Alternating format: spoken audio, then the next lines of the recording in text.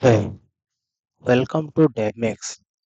In this tutorial, we are going to learn about unit testing, Mockito, and Spring Boot.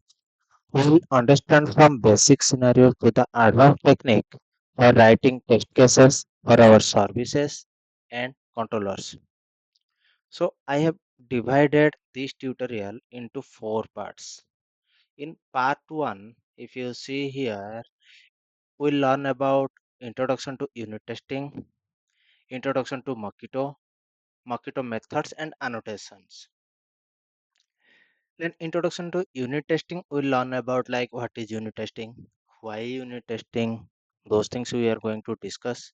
And in Mockito, what is Mockito and all the key features of that Mockito and commonly used annotations and predefined some methods also Mockito provided. We are going to discuss about those things. Then in part 2, we are going to learn about creating a Spring Boot project, adding those dependencies. Then we are importing that project to set up the things. Then in part 3, we are going to write the service layer test cases for the success case and the failure cases. And for some other microservices also we are going to write the test cases. Then in part 4, we are going to write unit test cases for our REST controllers, like all the HTTP methods like put, get, post, delete, those things we are going to write. So let's get started from the part 1. So what is unit testing? Unit testing is a software testing technique where individual components or functions of an applications are tested in an isolation level to ensure they work as expected. So what it means? Like for example, we have a functionality, we have a method that functions is only a individual functionality. For example, creating a student. In the student application, we have an functionality called create student or register student to save the data of the student. So that is a individual functionality of that application, and for that we are going to write test cases, so either that functionality is working as expected or not, those things, so that functionality or the logic what we wrote, those things are working as expected or not. So that is called unit testing. Then why unit testing? Like for example, at the time of implementation, we are identifying some errors based on some cases. We are covering some positive scenarios, some negative scenarios. Those cases we are covering at the time of unit testing. So if we missed some logics in the main business logic, so that time we can catch it. Like the code also reliable. Is part of our code work as expected or not? That can be also testable. And the more important thing is help with the changes. What is this? For example, today we have implemented that save functionality. Tomorrow we have some improvement is needed for that functionality, or some more functionality is added on top of that create or save student. So that time if we are going to add some more logics, that time if we have a existing test cases, so that time the test cases will be fail because that logic also got changed or improved. So that time immediately we are going and add that test cases so that it won't be impact our logics or won't be impact to the code base. So those things are will be helpful. Then coming to Mockito. So Mockito nothing but a Java framework. It helps developers to create mock objects. If you see mock objects in unit tests, mock objects are the behavior of real objects in a controlled way. It allowing developers to isolate the code being tested. It means we can focus on our testing one piece of our code without worrying about other dependent functionalities. We'll understand what is the other dependent functionalities. Helps test code that interacts with databases, APIs, or other null external systems without actually calling them. In the next, we'll be understand these 2 points actually. What is the mock and what is the dependent functionalities? What is without actually calling them? Some key features of Mockito, like we can create a mock objects to replace real dependencies. For example, we have a real dependencies there, but we don't want to call that one, and we don't want to really execute that real logic or real call. So that time we can create a mock object, and it allows testing of code that interacts with database APIs or services. Like here we learn, right? Here we discuss database APIs. For example, in our service logic, it is calling database also repository. So that time it won't be called the real database. Like database data, it won't be executed. It will be written a mock object of that repository, like that. Then APIs or other services. For example, we do have a different microservices is there, but we don't have that one. That is maintaining by some other person or some other vendor or something. So that microservices we are going to write the test cases, helps verify if methods were called correctly. For example, we do have a functionality, and inside that functionality we are writing calling the databases or some other methods or some other APIs in that service logic. So that time we can check either that API is called or not, executed or not. Those things also we can check. So that is nothing but called as a verify. Now, if you see here, for example, I have taken an example of student management system.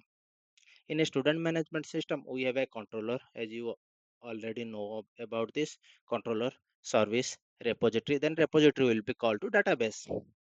Now we are considering about the service service logic test cases. We no need to worry about the controller things. Will be discussed about later. Then coming to this service, in service implementation test class, we are going to write test cases for the service logic. For example, here we are calling service we will call the repository will be called the DB. But in Mockito, it will be written a mock repository object for this one. So it won't be called the databases. Example, at the time of saving or register, create the student data, we'll check in the DB either the student is already present or not, based on some fields like email, name, date of birth, phone number, those things. For example, like if we are saving a data, right, in a real time also. Before saving, either those details is already present in the database or not. We have to check because or else the data will be get duplicated, right? So those things we are going to check. So before saving to the database in the logic, we have to identify either that incoming data or input data is present in the database or not. So we have to write a query or something, use some functions to get the data from the database using these attributes, right? For example, there will be a method we have to check student exists or not. So in the student exist, we will be pass these parameters and we will check if the data is already exist, then no need to store that data again because it will be going to a duplicate data, right? So those cases also we have to cover. So in the test cases we have to write the test case such like we have to mock a object repository object and this student exist function to return a value like when it will be called. So it will be return a value, so our logic will be consider yes that data is exist. So don't store that one, throw an exception, something like that, right? Next, go to the okay. Then coming to Mockito methods, whatever Mockito predefined methods are provided. So Mockito provides different methods to create mock objects during testing. Some of the common we are using commonly, right? Used Mockito methods such as mock, then return, do nothing, do throw, times, verify. So what is this? So mock method is nothing but it is used to create a mock object of a given class. For example, previously we discussed, right? This one, repository class. So we are going to mock. So this repository will be going to mock now. Now we can mock by using mock method or some annotations also. It is there. So then coming to do return then return. What is do return and then return? So it is doing the same work, but the difference is the two methods is that when and then return actually invokes the method and returns a mocked value, whereas do return when does not invoke the method and only returns a mocked value. So it is calling the real method but returns a mock object. But this one it didn't call. Okay. Then coming to do nothing, used for mocking void methods preventing execution. So we do have a in our logic or whenever we are going to implementation some service logic or business logics, we have a, some void methods also there, right? So that time if we want to mock, that time we can use do nothing. So void method is not returning anything, right? So that's why we are telling like Mockito is telling do nothing when calling that method. At that time we can use do nothing. Then coming to do throw, makes a mock method throw an exception. Like a mock object, if we want some exception, then it can be throw an exception also. Times, verify how many times a method was called. For example, if we are going to write some test cases and in the business logic, we do have some other method calls is there. So in the test cases, we can check how many those methods are called, right, inside the business logic. That also we can check. Verify, just some time back we have discussed, right, check if a method was called or not, those things. Now we can discuss about Mockito annotations. So Mockito also provides annotations that help us the process of creating and managing mock objects in unit tests. These annotations can be used to automatically initialize mocks, inject them into test classes, and perform other common testing tasks. Some of the commonly used Mockito annotations, right? So at the rate mock, like mock method we just discussed, right? At the rate mock, run with Mockito JUnit runner class, at the rate test, at the rate inject mock, at the rate before, at the rate after. So what is at the rate mock? So at the rate mock, this annotation is used to create a mock objects of a class or an interface, like repository classes, right? We are creating an interface and we are extending from our JP repository or CROD repository. We can use the mock objects to return some values for which we want to not real method call. For example, we have a JP repository. Inside the JP repo, for example, I have a student repository extends with JP repository. So in that student repository, we have a save method, find by id method, find all method. Those methods are available, right? Or we are also going to write some our custom queries. Those things also we are going to write. So that time, if we can mock that repository, so by using that mock object, for example, find by id returns an optional of student object, right?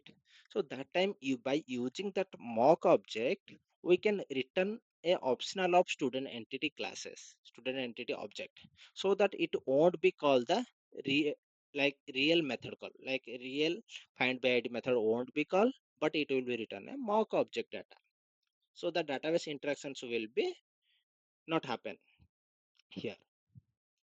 Then coming to at the rate run with Mockito JUnit runner class in, for example, if you see at the rate run with Mockito JUnit runner class, at the rate extend with Mockito extension dot class. So this JUnit runner in JUnit 4 actually it is there and extend with in JUnit 5. Now if we are going to implement JUnit 5, when we use this annotation at the top of our test classes, so when we are writing a test classes, we can annotate with either at the rate if you are using JUnit 4, then run with Mockito JUnit runner class. Or if you are using JUnit 5, then we can write extend with Mockito extension dot class. So these two annotations telling JUnit to use Mockito JUnit runner or extension to run our tests, right? So this means Mockito will take care of initializing any mock objects. For example, we have mocking repositories, so those things. Mockito annotated with mock, injecting them into the test class and setting up the Mockito environment for us. So it will be creating like a Mockito environment for us to executing those test cases, right? So then at the rate test, when we use this annotation for method, like at the rate test is only applicable for method level. When we use this annotation for method level, we are telling that this method should be executed at test cases. So that test, so that method will be as part of that execution of the test cases. What is at that inject mock? When we annotated a field or a parameter in our test classes with at that inject mock, Mockito will be attempt to inject mock objects into that field or parameter based on the type of dependencies needed by the class on the test. For example, now we are going to will understand in the program whenever we are writing the test cases, then that time we'll see. At the rate before, so it is used for to set up operations that need to be performed before each test cases. For example, we have multiple in our test cases. Therefore, there are maybe multiple test cases, 50, 100, or 20, like the test cases run such as. So some of objects we need to initializing before each test case, like before the test cases run, right? So at that before we will be use that one. That method will be annotated with at the rate before, and whatever code piece needed, we can add inside that method so that it will be execute before running the test cases. At the rate after. So this is nothing but if we want to some piece of code execute after all the test cases runs completed, running completed or completed, right? All the test cases completed, execution completed. So it help, so which case like it helps us to clean up the resources or reset the test environment after test method execution completed. Now what is the difference between at that mock and inject mock? So at that mock nothing but create a mock object. Inject mock creates objects and injects all dependencies annotated with at that mock. Dependencies support for testing given class, nothing but we have a do return when methods to return mock response for method call for the dependencies node. Actual method body is not executed. So if we annotated at the rate mock with repository class, repository interface, so that actual body method will be not executed. But inject mock, actual method body gets executed, it is an object, not a mocked one. For example, we are writing a test cases for the service layer. In the service layer, inside the method, we have a 5 to 10 lines of logic is there.